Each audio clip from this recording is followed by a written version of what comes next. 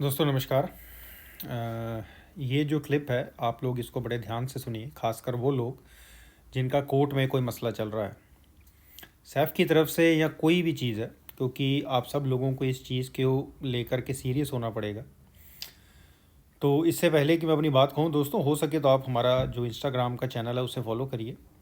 वहाँ पर मैं कौन से दिन कौन सी सैफ में अवेलेबल हूँ, या कोर्ट में या थाने में मैं विज़िट कर रहा हूँ, तो आपको वहाँ से पता लग सकता है। और अगर आप चाहें तो वहाँ पर अपना मैसेज ड्रॉप कर सकते हैं नंबर के साथ, और जैसे ही हमारे ऑफिस में अवेलेबिलिटी होगी वो आपको कॉल बैक करेंगे अगर आप नहीं कांटेक्ट कर पा रहे हैं।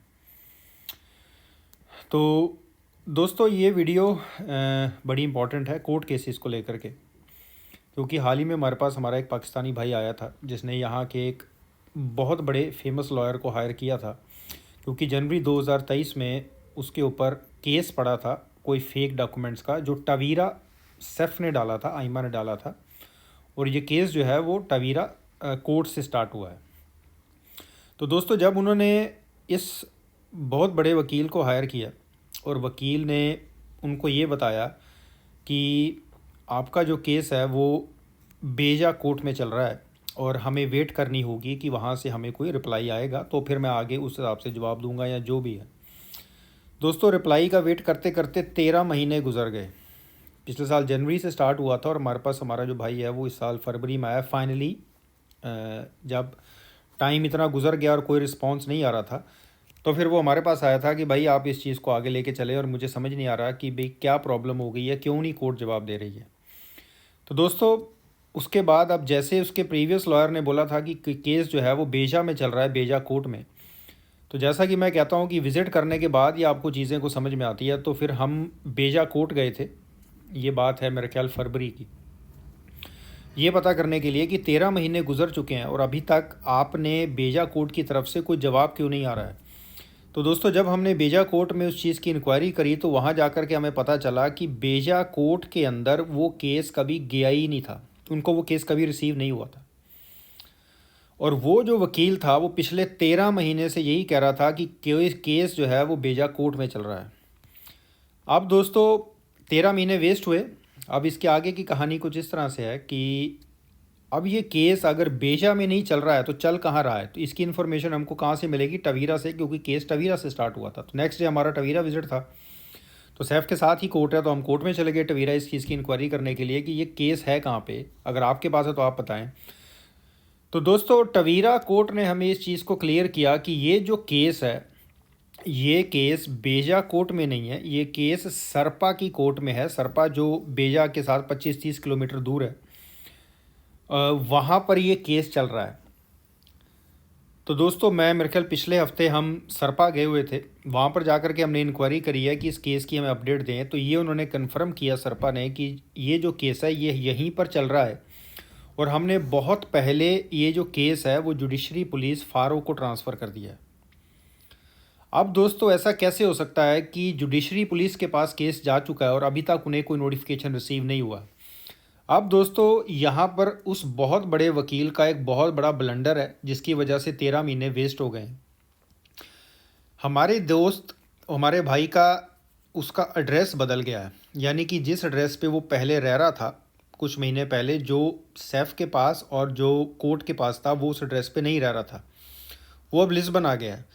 तो उसने काफ़ी पहले इस वकील को एड्रेस चेंज करने का बोला था कि सर अब मैं एड्रेस मेरा चेंज हो चुका है, आप ये एड्रेस प्लीज़ इन्फॉर्म करिए ताकि कोई चिट्ठी पत्र आना हो तो वो इस एड्रेस पे आए।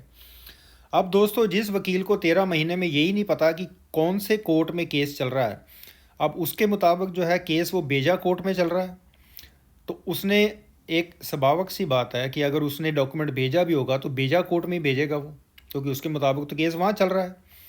तो उसने डॉक्यूमेंट वहीं भेजा होगा, तो यानी कि जहाँ जो सही कोर्ट है वहाँ तक एड्रेस चेंज पहुँचा ही नहीं है।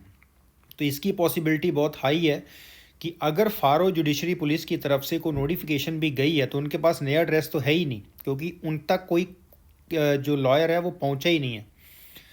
तो उन्होंने अगर कोई नोटिफिकेशन भेजा भी होगा तो वो पुराने एड्रेस पे गया होगा जहाँ पर अब कोई नहीं रहता, या जो भी कोई रहता उसने रिसीव ही नहीं करना है नोटिस, क्योंकि पुलिस की नोटिस क्यों रिसीव करेगा कोई जब वो देखेगा कि कोर्ट से पुलिस से नोटिस आया और जिस बंदे के नाम पे आया वो तो यहाँ रहता ही नहीं है। तो दोस्तों पिछले 13 महीनों से उस बहुत बड़े फेमस, या लिस्बन का ही लॉयर है, बहुत फेमस लॉयर है, तो वो उसका ये ब्लंडर है, बहुत बड़ा ब्लंडर है कि 13 महीने से वो उस कोर्ट को लेकर के बैठा है जहाँ पर केस है ही नहीं है। तो अगर टेक्निकली देखा जाए तो इस केस की अभी तक कोई पैरवाई नहीं है, क्योंकि सरपा में जब हमने इंक्वायरी करी है तो उन्होंने वो भी बोला है कि इस केस के साथ अभी तक कुछ जज ही अटैच नहीं हुआ है, जबकि ये केस 13 महीने पुराना है। अब तक तो केस ख़त्म हो जाना चाहिए था, इतना कौन सा बहुत बड़ा केस कर दिया है जो ख़त्म ही नहीं हो रहा है ये। तो केस अब फारो जुडिशरी पुलिस में क्या कर रहा है, अगर बंदा लिस्बन में रहता है तो जुडिशरी पुलिस लिस्बन के पास वो केस होना चाहिए था। फारो में क्या कर रहा है ये केस, इसका मतलब एड्रेस का मसला है। अब हमको फारो में जो जुडिशरी पुलिस है वहाँ पर जब हमारी विज़िट होगी तो वहाँ से जाकर के हमको डिटेल निकालनी पड़ेगी भी आपने कोई नोटिफिकेशन जारी तो नहीं करी थी।